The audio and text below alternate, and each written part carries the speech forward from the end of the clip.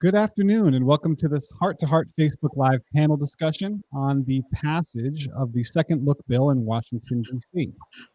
I'm Jamiles Lartey, a staff writer with the Marshall Project, a nonprofit criminal justice newsroom, and I'll be your moderator.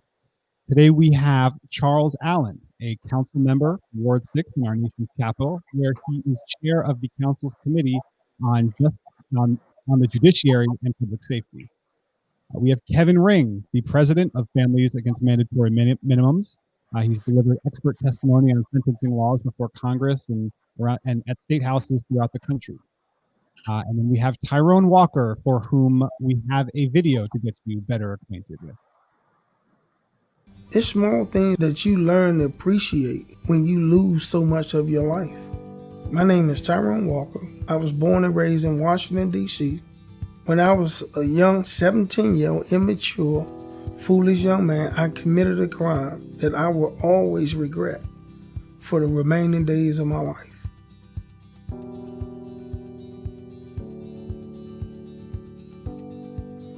I went to prison with a 127 year and 8 months to life prison sentence.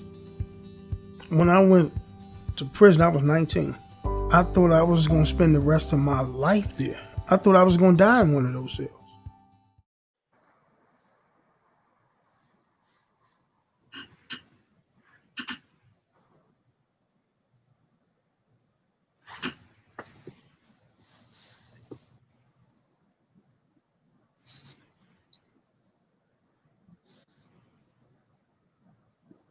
I think Jamiles is frozen, so I will jump in until he gets unstuck. Tyrone, let's fast forward to your story, because you're not here as somebody who just benefited from second look law that was in DC, but you're now a policy analyst. So Jamiles is going to take us through a conversation about this law and about this effort nationally. But tell us about what you're doing now at JPI. But currently, as you said, Kevin, thank you. I'm an associate at the Justice Policy Institute, where we just bring about these policy changes through conversation, right? And through research. And to be able to take the research and connect it with the policy makers on the advocate side, right? And informing the media and other advocates about these changes that's going on around the globe. That has been a surreal moment for me. You know, just being released over 2 years ago, and to jump from that side of the world to the free world, and to be given an opportunity to show that, hey, I'm not my worst mistake. And then two, I have something very important to offer to the field of the work. That has been so rewarding for me, like to be able to help people, and like, this is my greatest joy, to be able to help some people who are currently incarcerated and they don't know anything about the things that I've been working on. They'll never be able to say thank you. That's a great joy for me, like to knowing that I am a part of something that's so meaningful.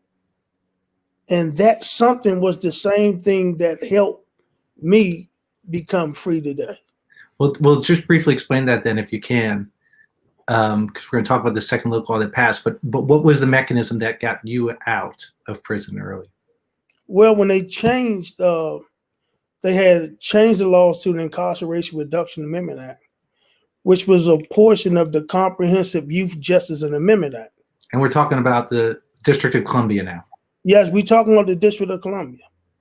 And during that time, Kevin, you know what was so strange about it? That during that time, they had some issues coming up with the Youth Rehabilitation Act.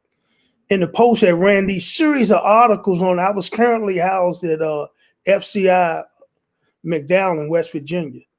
And I was reading all these articles. I was racing to the law library to make sure I get the paper, because the Post was really hammering the YRA.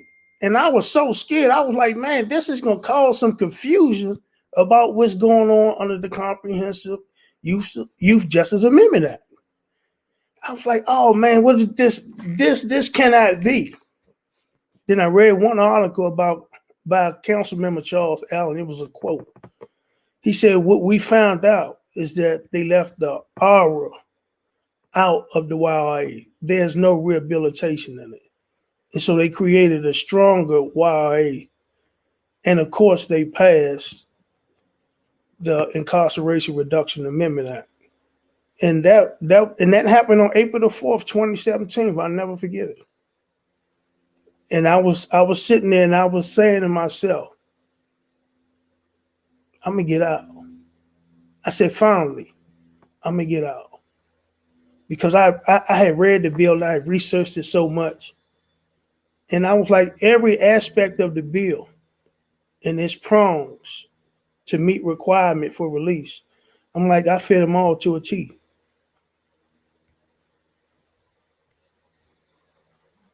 You on mute, Kevin. Oh, how long did you end up serving? Whew, 9,012 days, I said. But 24 years, 8 months, and 15 days. That was a long process. It was a process of pain. It was a process of growth.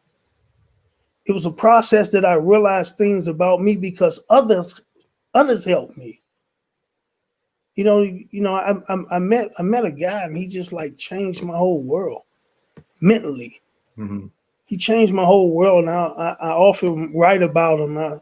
I said that he infused my being with knowledge, wisdom, and understanding. That was a different type of love. Mm. For me, that was a different type of love. For somebody to tell me things about me that my biological father has never told me. I mean, but these were positive traits. I remember the first time he said, "Hey, he said, are you aware you got a really good memory?" Yeah, I'm 19. I'm not paying any attention to him. I'm like, no. He said, well, you do, my friend. I asked you something about a puzzle question. It was 15 letters in the word, and you remember that word from a month ago. And, you know, it was just things like that he would point out to me about my character that really helped shape me and like really helped me see that I can still accomplish the things or the dreams I had when I was a little boy. That was very important for me. Jamiles, you're back. Why don't you jump into the driver's seat? We've only talked to Tyrone. I am back, and I apologize for the technical difficulties there. Tyrone, I am sad to have missed a chunk of that, but I really enjoyed the little bit that I got. I want to jump now to Charles and Kevin for a second, and I was hoping you could give us a little bit of context about the bill that we're here to talk about and where it sits in the broader context of second look type legislation. It's been sort of introduced, tried, succeeded, or failed either at the federal or statewide level elsewhere. Well, yeah, I can jump in a little bit to talk about what the is. And Tyrone did a great job of explaining the foundation of where it came from, and that was the Incarceration Reduction Amendment Act, and that kind of was the scaffolding that we continued to build on. And so this is essentially the third iteration now of being able to expand this. And just briefly for everyone to know, the Second Look Act takes a look at giving individuals the opportunity to appeal for resentencing for crimes that they had committed under the age of 25. So the expansion that this law did is from taking it from 18 and below up through 25.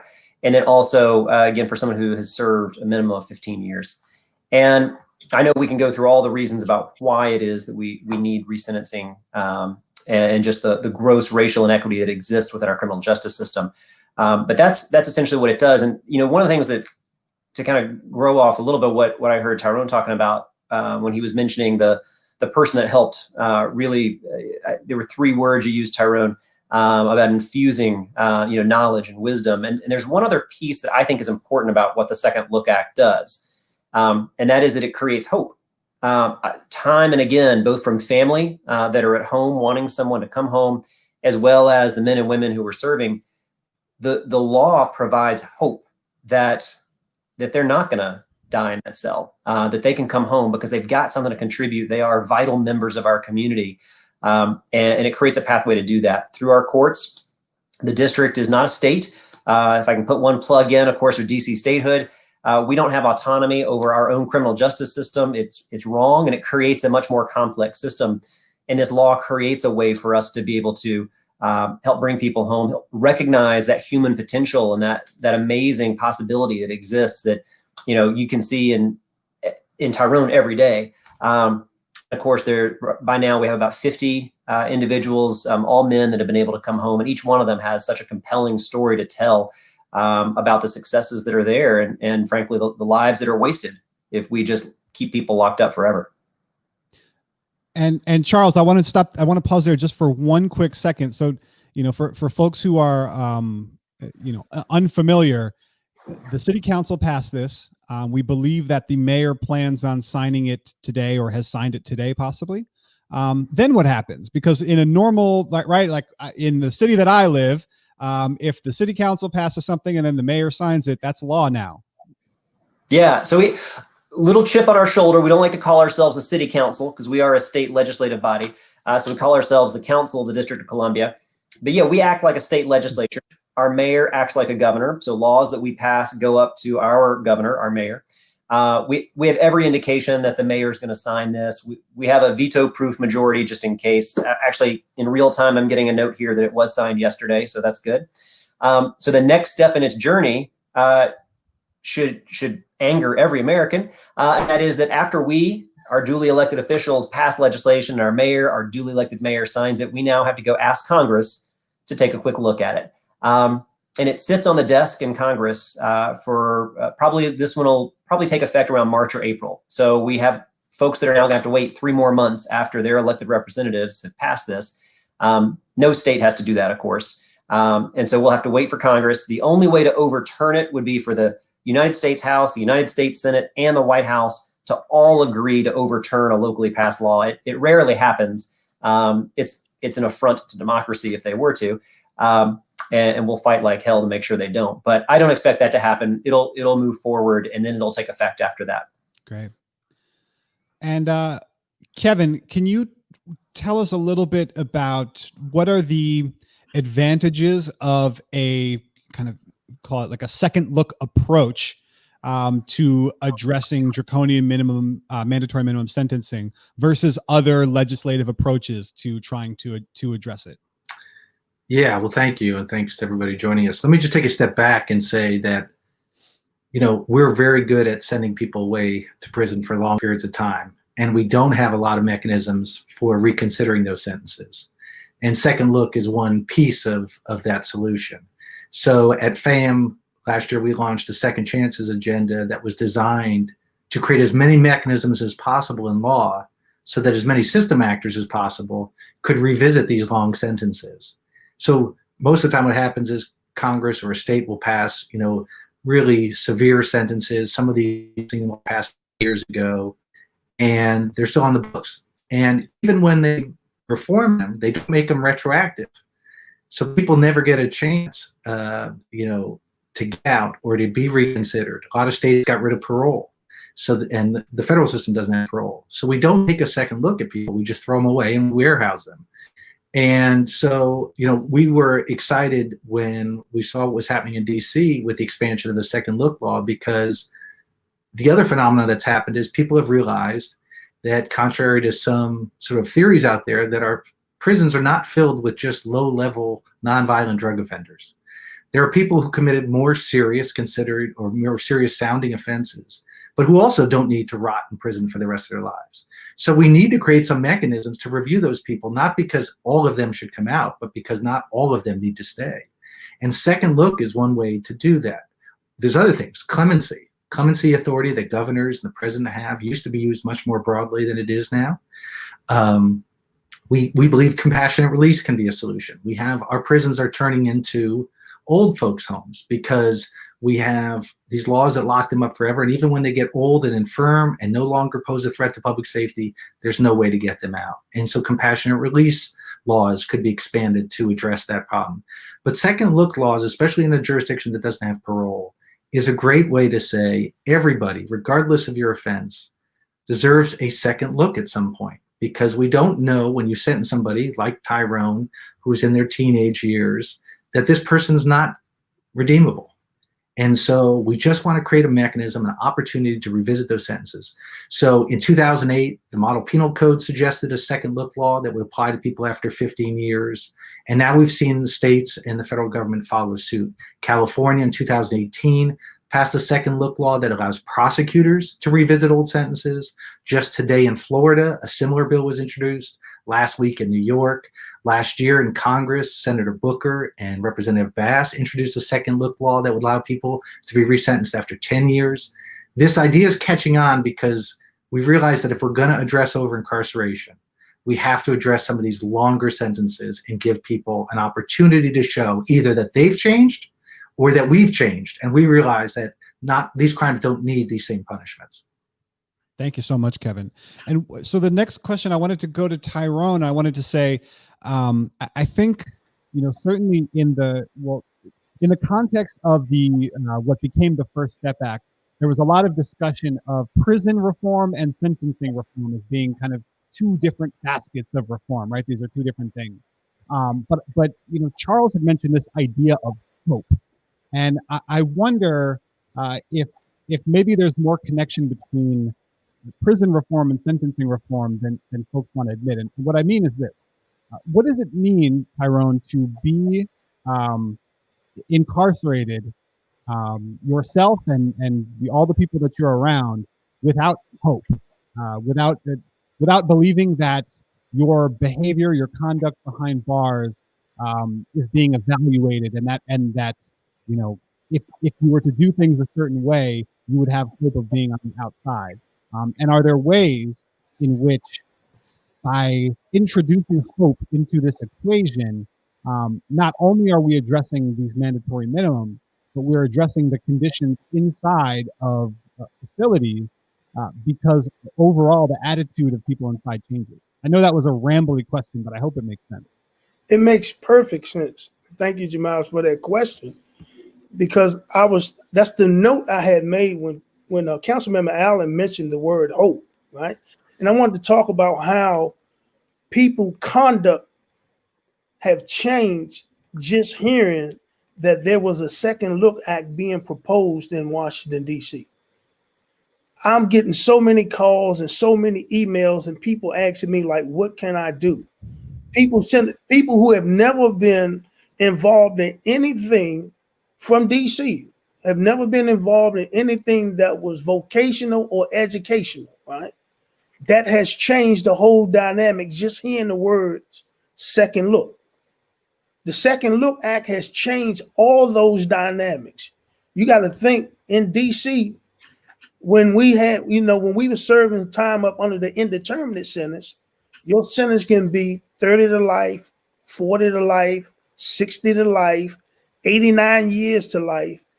And constantly twice a year, when you have to be reviewed by the Federal Bureau of Prison officials are telling you that you're serving a life sentence, even though you have a parolable life sentence. Constantly, officials are telling you twice a year, you got a life sentence. You got a life sentence. And you constantly hearing this for 5, 10, 15, 20 years. How is that going to change your mindset? Because you're serving a long prison sentence. And in DC at that time, you had to serve the mandatory minimum. If you had 30 years, you got to serve 30 years before you're eligible for parole. There was no good time attached to that in the indeterminate sentence for murder. So that has changed people's ideas about, hey, having a second chance at life again, being able to come home. So people calling, they're writing, what can I do to make it? Excuse me. What can I do to make it? How did you make it? What did you do? One, I can tell you, if you looked at my educational transcript, you'll see that I programmed from the day I entered the federal institution, 1995, until the day I left the federal institution, 2017. That was my whole life, to change the way that I thought things. That's what has happened. Another thing about second look that is not getting much attention. Councilmember Allen alluded to it, that all the people who were released under IRA, the Incarceration Reduction Amendment Act, were men. Second look will now apply to women also. So we got to get ready for this other new dynamic to say, hey, we have to prepare with release mechanism for now women who will possibly be released under the Second Look Act. Great. And Kevin, I know historically throughout the last, if we want to say maybe 10 to 15 years, as piecemeal reforms have been introduced on criminal justice, both at the federal and state level, one sticking point that we always seem to see is retroactivity, right? It seems to be the one thing that gets left behind in the debate or in the compromise on these bills. We saw it, certainly with the crack cocaine disparity when the Obama administration went to try to address that. And I wonder, I mean, is one of the advantages of this second look approach that you kind of, in a way, you sidestep the retroactivity question? Yeah, I mean, I think you need both. I mean, I think retroactivity is a structural reform that should just be built in. I don't think we should pass any laws, any reforms that aren't retroactive. The hardest thing with the crack bill in 2010 was telling the stories of people who had received completely inappropriate sentences.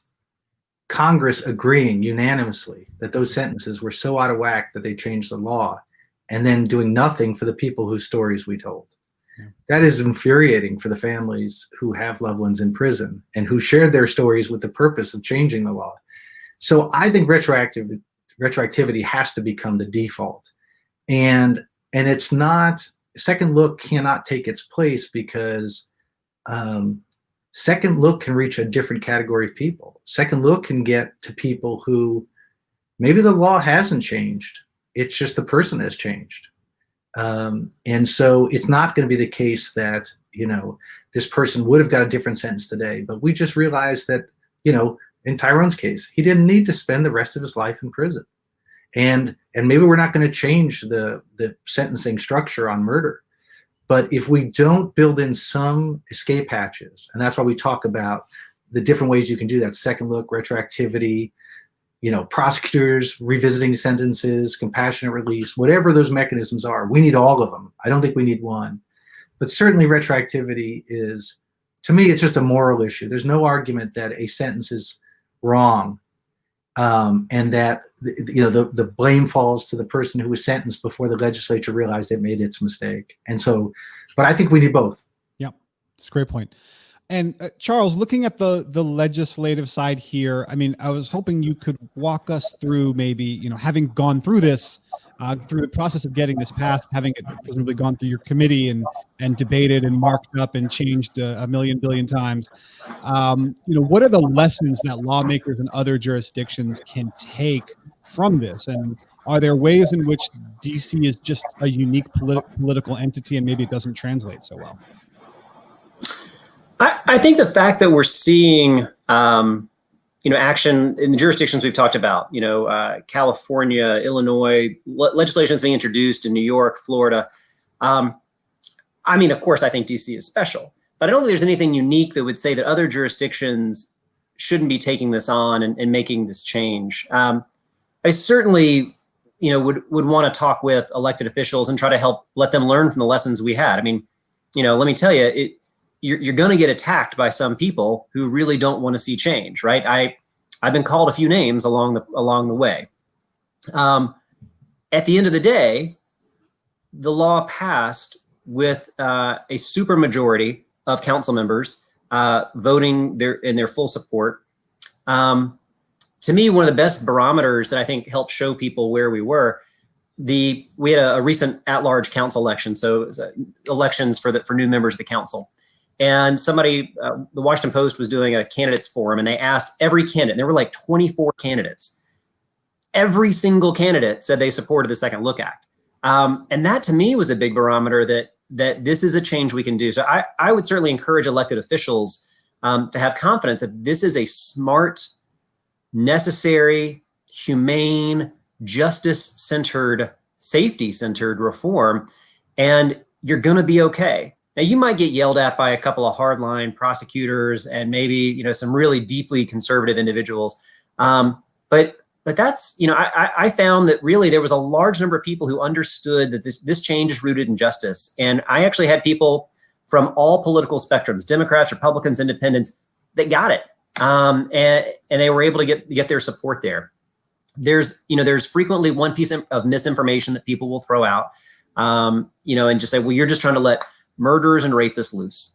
And that gets thrown out all the time. And really the way we handled it in the district is, we talked about the humanity, we talked about the person, and we also talked with the facts, and really helped show people and understand it. And I've had so many conversations over the last year where someone came in hot. I talked through what the process looked like, how the legislation worked, and then by the end of it, like, oh, all right, well, that makes sense. Yeah.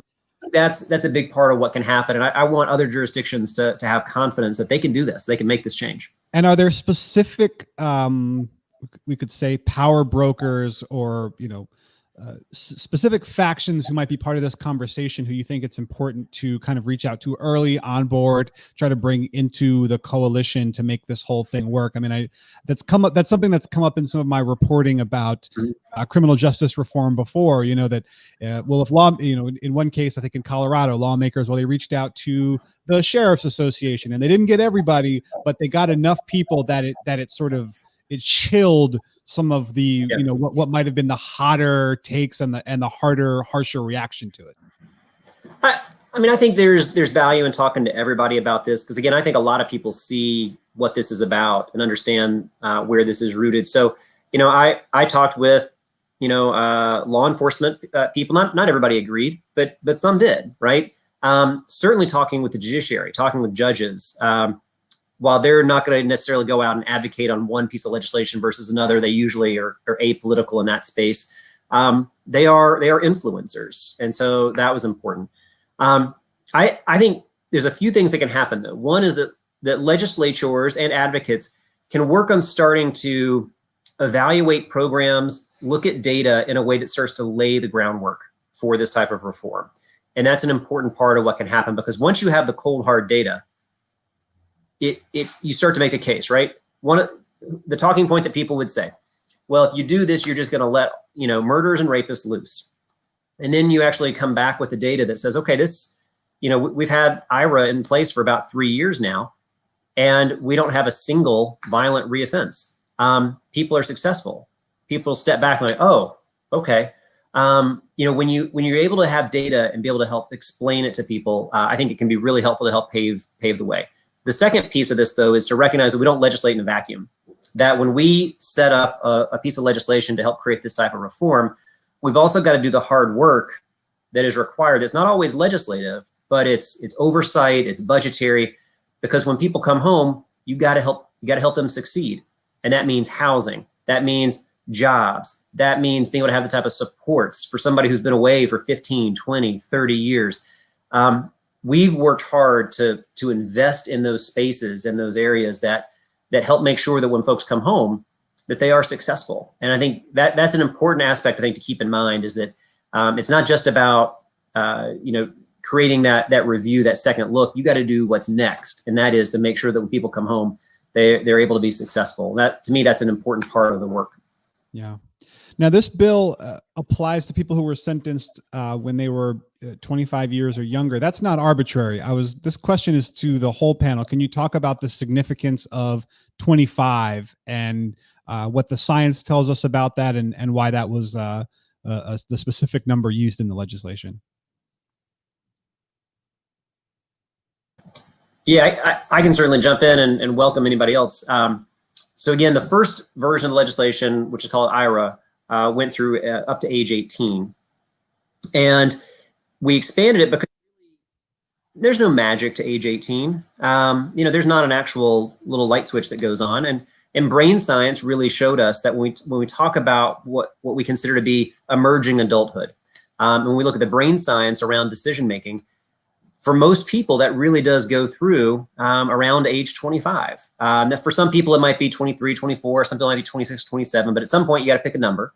And what the science really helps point you to up through age 25. And emerging adulthood is a very defined term, and the science now backs that up. And that's why we went that direction.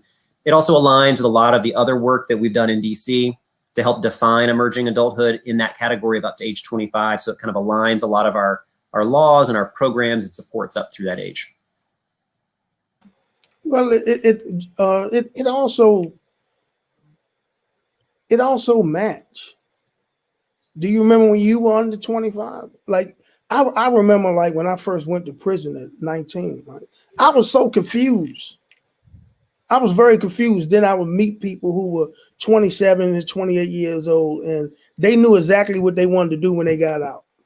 I was too embarrassed to tell them that I was confused. I didn't know what I wanted to do with my life. But I remember when I was I was attending college in the prison at Allegheny College, Community College. And one day the light bulb just came on.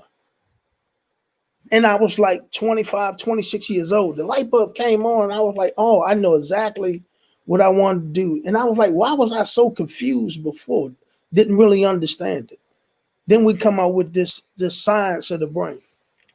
And so in mentoring today to young men who are in this same emerging adult age range, you see that they're not fully developed mentally. We just had a discussion this morning that some of them can't identify the things that's best for them. And I remember that was me.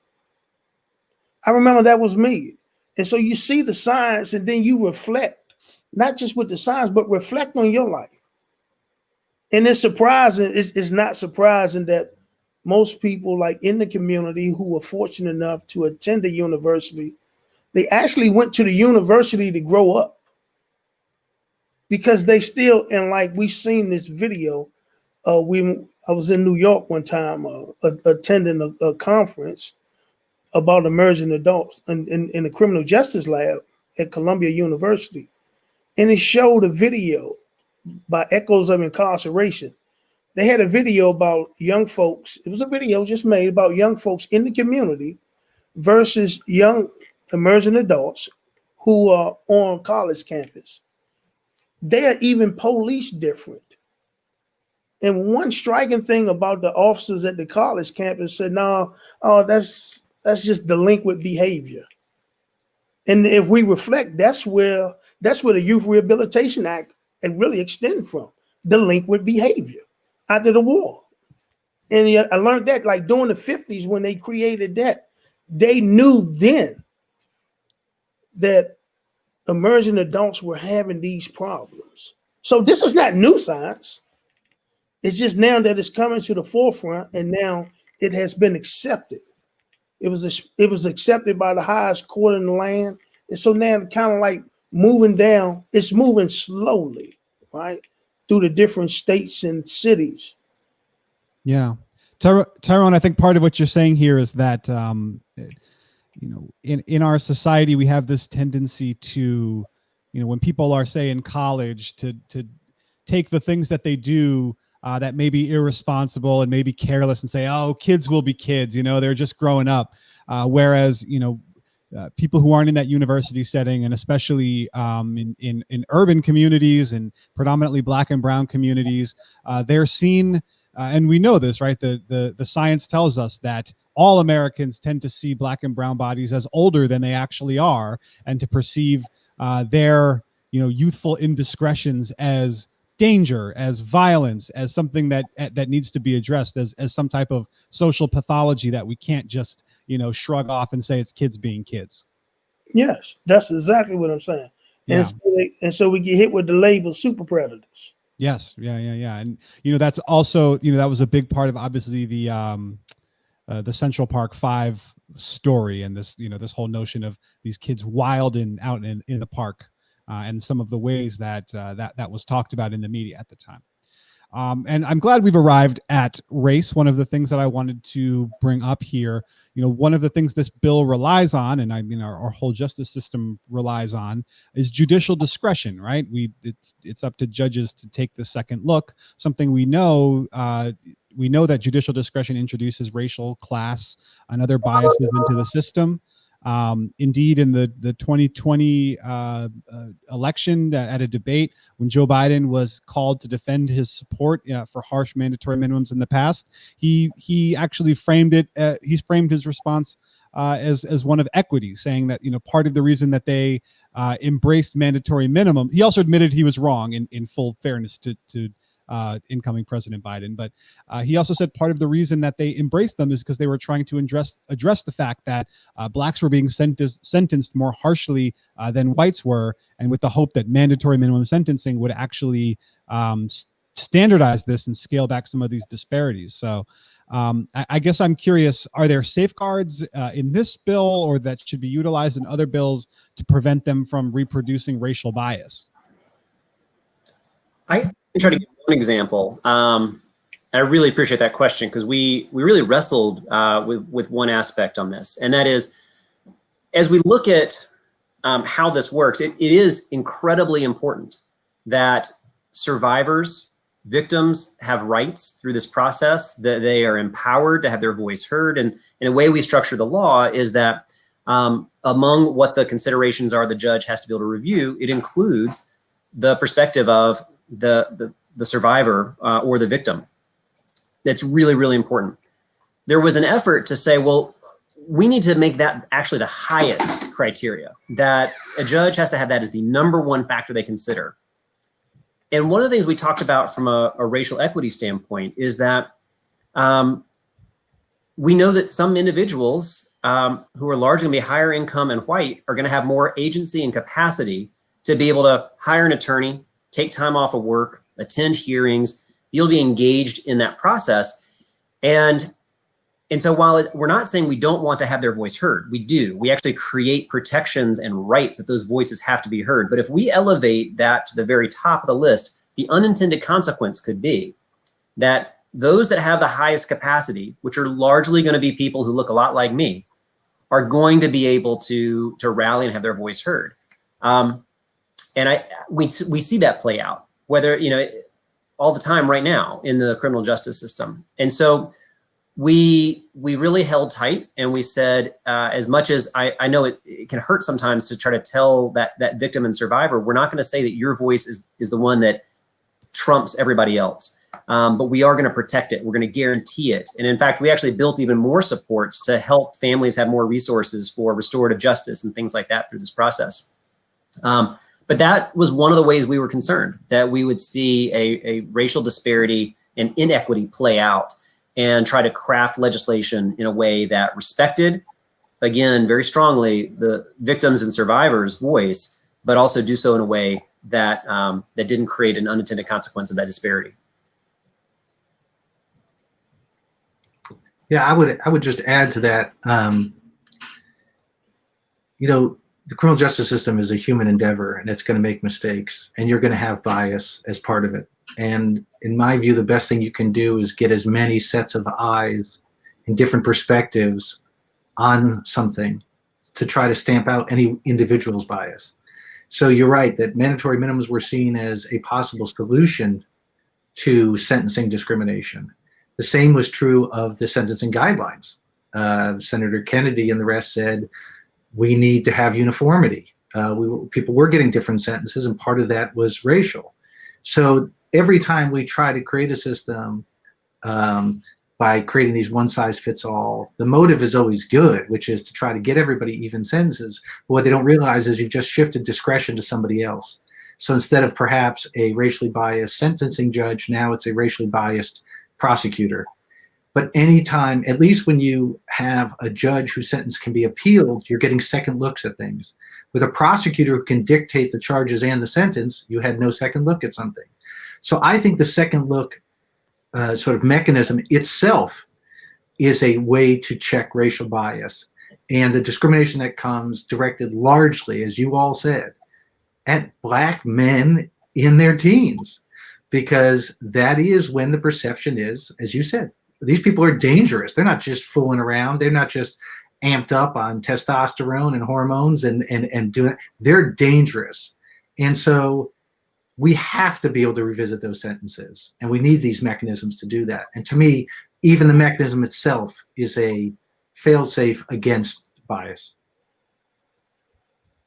And my last question before we go to some questions from the audience. This isn't the first time that DC's been kind of at the vanguard of something in criminal justice reform, right? The district functionally abolished cash bail in the 1990s and was way ahead of its time, right? It really took decades to catch on as a legislative priority elsewhere. And I was just curious, to Charles specifically, but to the whole panel, feel free to chime in if you see any parallels between bail reform in the district and what this bill sets out to do. Well, I think it's rooted in the same place. It's rooted in trying to address a fundamental issue of racial and economic justice. And so I think that the similarities are there. Where I hope it's different is that 23 years after we eliminated cash bail, it seems to now finally be catching on around the country. I hope we don't have to wait 23 years till we see more states adopting second look acts.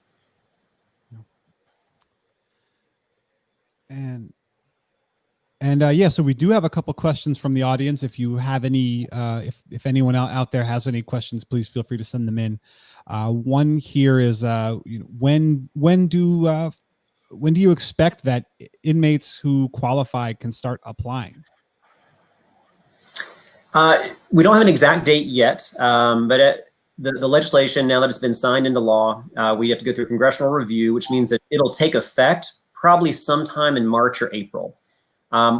We'll be working with the courts because the process goes through our DC Superior Court. So we certainly working to help support them, but they're going to have to stand up their system to be able to receive applications and be able to make that expansion. So I don't have a hard and fast date yet, but I think that it's reasonable to assume that sometime this spring is when we'd be able to start to see the courts be able to start processing those. And we'll certainly do our part to get the word out. And I know I can count on a lot of people to help us make sure we're keeping families and individuals up to date. Tyrone's laughing. I mean, because that is absolutely right. But I was thinking about one other clause that as long as we're in this state of emergency, like this, you got to look, no one will be able to be written in during the state of emergency, right? Until we come from out of the state of emergency, then we will really start to see a huge influx of people who will be eligible the day that the law becomes active. It's already a process that has been started as gathering names and of people who will be eligible the day that the actual law come into effect, making sure that they get attorneys, appointed to them. So a number of us are working, as Councilmember Allen alluded to, that funds that have already been established to put these mechanisms in place. Right, because we knew we were going to get here and we are here. And so like the reentry support, all those type of things are being built up as we speak. We're working on those things, and I'm one of the leaders on that work. So I'm proud to even be a part of this huge process. Not only someone who benefited from the initial Incarceration Reduction Amendment Act, but also being an advocate for the Second Look Act, and also being one of the ones who are working behind the scenes and for people to have the services that they would need upon release. Like, so all those things have started, and we're proud that we're here.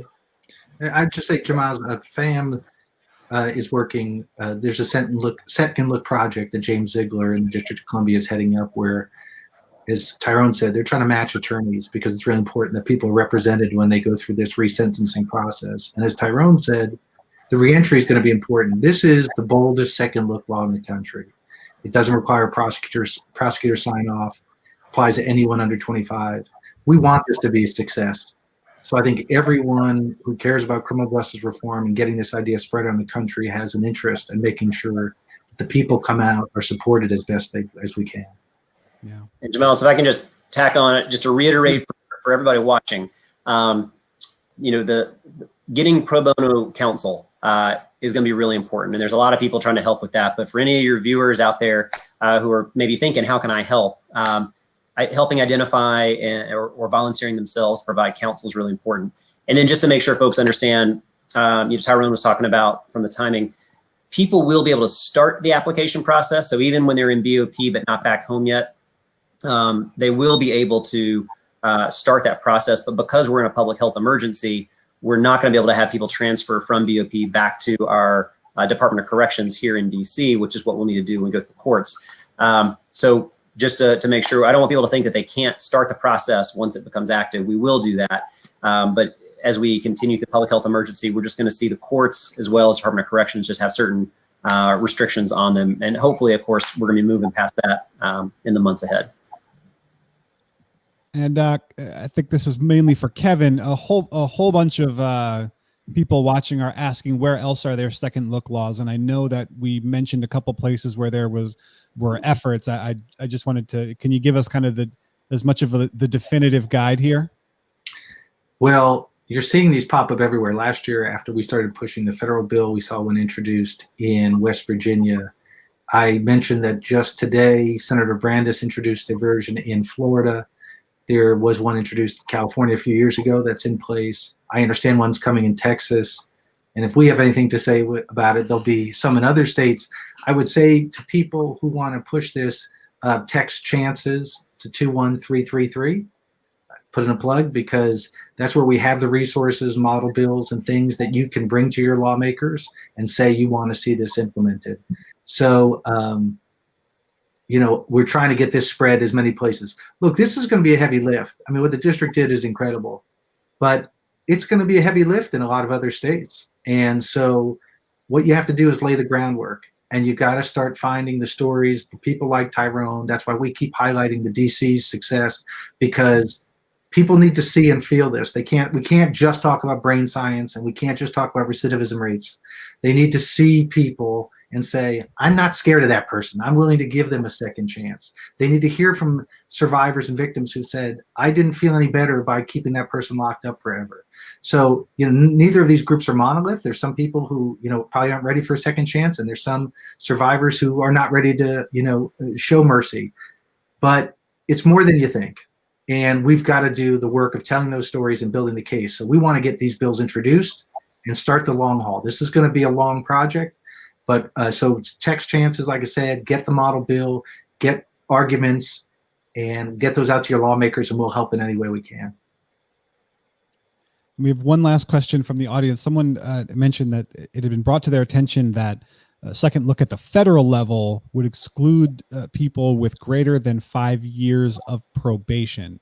Does that mean before they were incarcerated, or I don't know, Kevin, does that ring a bell? No, the federal bill that Senator Booker introduced was, 10 years of, anybody can get a second look after 10 years of service. So as far as I remember, and you can check the bill on our website, there's no limitation on how much probation you get. Now, look, that bill was very ambitious. There was no exclusions. It was 10 years.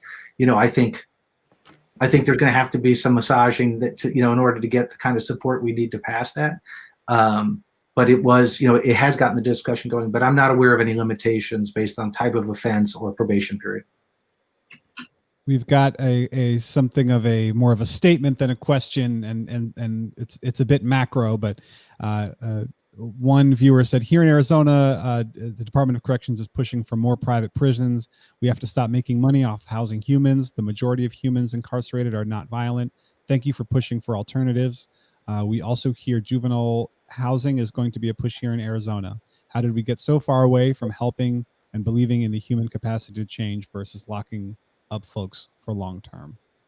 So if that inspires any comments.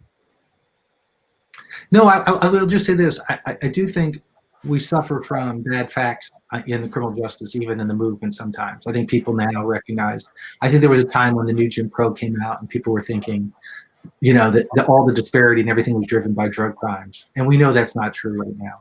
In the federal system, 50% of people in prison are there for drug crimes, but in the states, it's between 15 and 20. There's a lot of people in for crimes that are considered violent. They're not always violent, but they're considered violent. And we have got to find a way to talk about second chances for those people if we're going to reduce over incarceration. And there was someone asked if Virginia had a second chances bill. I think you ran through the list of places that had one, so we can. If it does, I don't know about it. I hope it does, but I haven't seen it yet. They're just introducing their bills now. Yeah, and we've got one last question. How can individuals that want to help with applications, where can the application be found? I guess this is DC specific now again. I think based on the way the question's asked, that they're asking about not necessarily applications, because obviously applications goes to the court, but maybe in terms of how can they, if they're an attorney, how can they help with pro bono support? There are resources out there. James Ziegler, who's been helping organize and coordinate in the district with a lot of legal help, it would be a great resource there. And perhaps in the comments we can help connect you to him. But that's some of the places where, if I'm understanding the question correct, would be where people who want to help be able to provide legal counsel, representation, and help support. That would be the best way to do it. But the applications themselves go directly, obviously, to the court. Great. And I think that's all the questions we have, unless there's any parting words that anyone's burning to get off their chest here. We call this a heart-to-heart panel. I want to thank all of the panelists. I want to thank Families Against Mandatory Minimums for inviting me to moderate this conversation. Thank you to everyone who stopped in to view and listen and ask questions. And I'll see you at the next one. Thanks, everybody.